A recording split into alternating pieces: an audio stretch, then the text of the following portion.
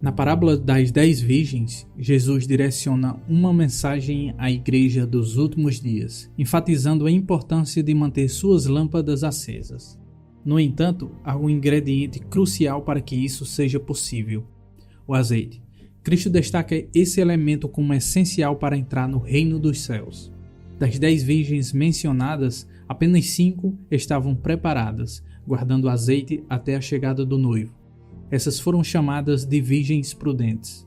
As outras 5, conhecidas como virgens nécias, negligenciaram a preparação e não guardaram azeite em suas lâmpadas. Na parábola, Cristo deixa claro que, apesar de todas serem virgens, no fim, a santificação não seria a única condição. Então, como identificamos que o azeite não se refere única e exclusivamente à santificação, como sugerem os dispensacionalistas, insinuando que outros atributos seriam dispensáveis? Primeiramente, é essencial entender que Deus utiliza diferentes elementos da natureza para transmitir lições específicas por meio de sua palavra. A água, por exemplo, é um símbolo de purificação e santificação. O vinho novo, por outro lado, representa uma revelação recente, enquanto o vinho velho denota conhecimentos e revelações que já foram amplamente exploradas e compreendidas. As propriedades do mel e do fel também são significativas, como demonstrado nas Escrituras pelo profeta Ezequiel e pelo apóstolo João. Mas hoje focaremos especialmente no azeite, que Deus emprega como um meio essencial para nos conceder acesso ao reino que está por vir. Apesar de todos esses elementos possuírem características semelhantes entre si, Deus usa cada um em um contexto diferente. O azeite tinha múltiplos usos na antiga aliança.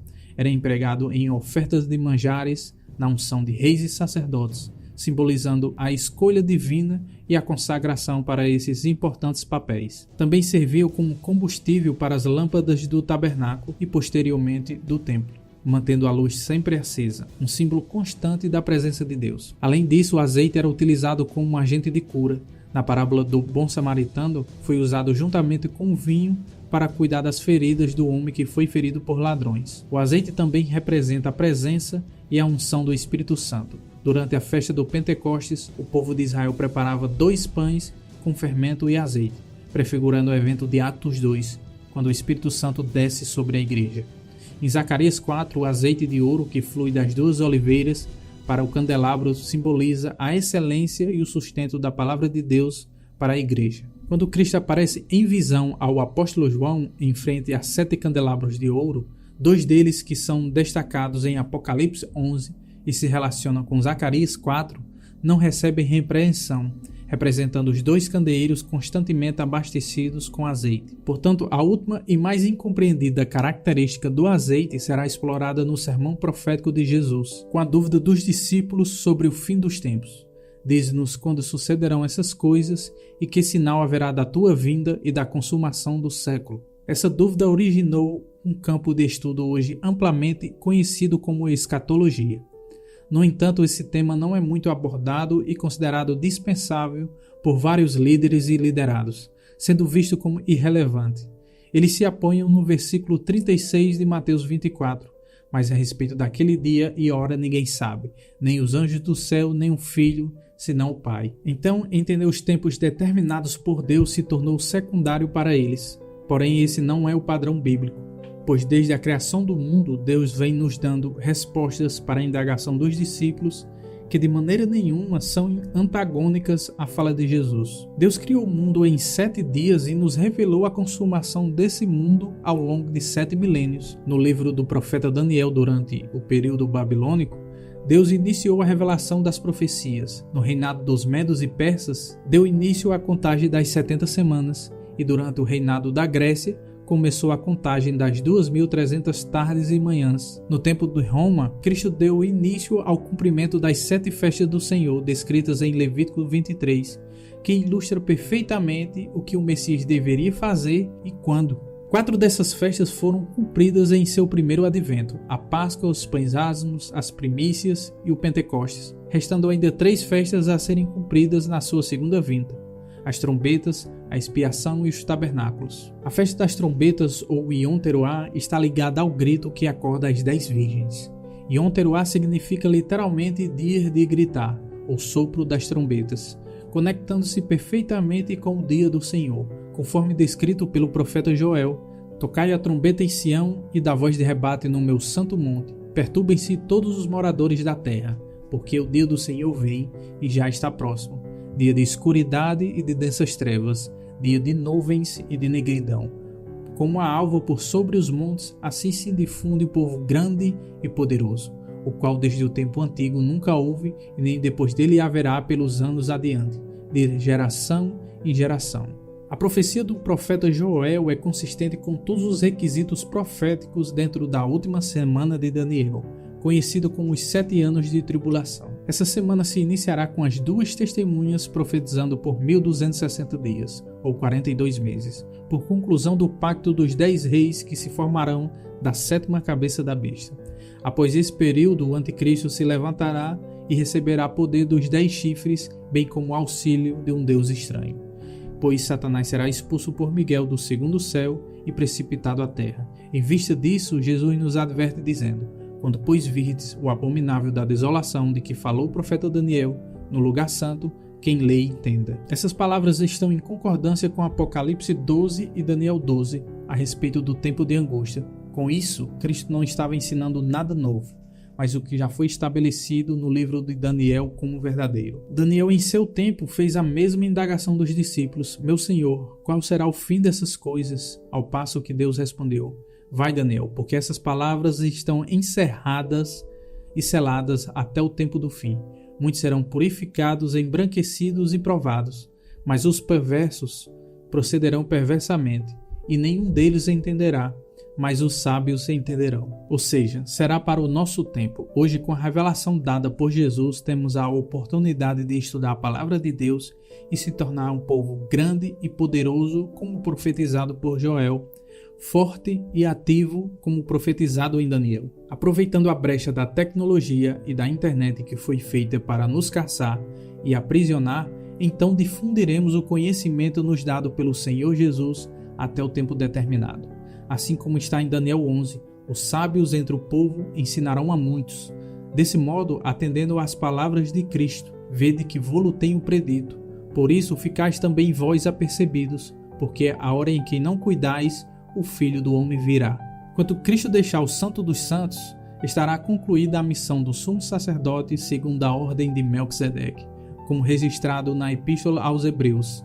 Assim também Cristo, tendo se oferecido uma vez para sempre, para tirar os pecados de muitos, aparecerá uma segunda vez, não uma primeira nem uma terceira, mas uma segunda vez, sem pecado, aos que o aguardam para a salvação. Nesse momento, adentraremos o descanso prometido por Deus, marcando o início do milênio sabático, em que Jesus e a Igreja reinarão por 1000 anos. Esse evento é o cumprimento da festa dos tabernáculos. Até agora, todos esses elementos estão conectados à figura do servo fiel e prudente, da parábola do bom servo e do mau, que se relaciona intimamente com a parábola das 10 virgens. Interessante notar que Cristo emprega 2 parábolas para abordar sobre o mesmo tema, mas sobre perspectivas diferentes. Uma sobre o olhar do servo bom e do mau, e a outra pela visão das virgens. Quem é, pois, o servo fiel e prudente, a quem o Senhor confiou os seus conservos para dar-lhes o sustento a seu tempo? Essa indagação reflete a visão de Jesus sobre as 2 testemunhas encarregadas de nutrir o restante da igreja. O sustento representa aqui o leite espiritual e o alimento espiritual sólido, o conhecimento profundo das Escrituras, que responde tanto à indagação do profeta Daniel quanto aos discípulos de Jesus.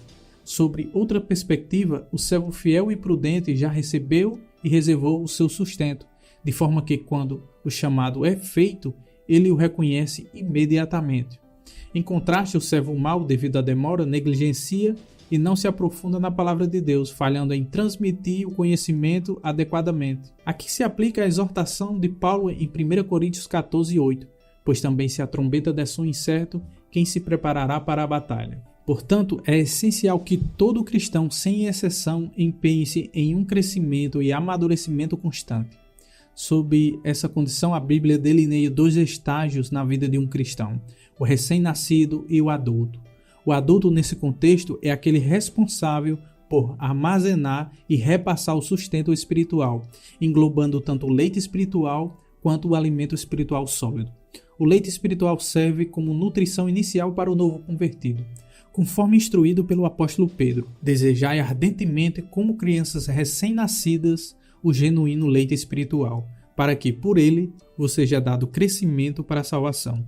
Uma vez dominado, o cristão está preparado para avançar além dos fundamentos, sendo gradualmente introduzido a alimentos mais sólidos, que abrangem revelações mais profundas da palavra de Deus. A Epístola aos Hebreus nos orienta sobre essa progressão. Por isso, pondo de parte os princípios elementares da doutrina de Cristo, deixamos-nos levar para o que é perfeito, não lançando de novo a base de arrependimentos de obras mortas e da fé em Deus, o ensino de batismos e da imposição de mãos, da ressurreição dos mortos e do juízo eterno. Isso faremos se Deus permitir. Essa passagem sublinha a importância de progredir além dos ensinamentos básicos em direção a um entendimento mais completo e maduro da fé. Então o azeite tem uma rica simbologia que abrange várias características dentro da palavra de Deus. Mas o que Cristo queria destacar em particular era a importância da escatologia e da compreensão dos tempos proféticos, que são frequentemente negligenciados,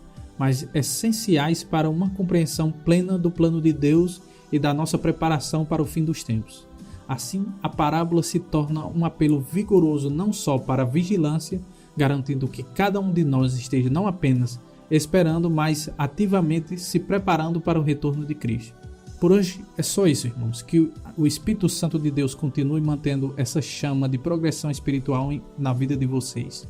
Pois assim como diz em Sofonias 1,14, está perto o grande dia do Senhor. Está perto e muito se apressa. Atenção, o dia do Senhor é amargo e nele clama até o homem poderoso. Prepare-se, fiquem na paz e até o próximo vídeo.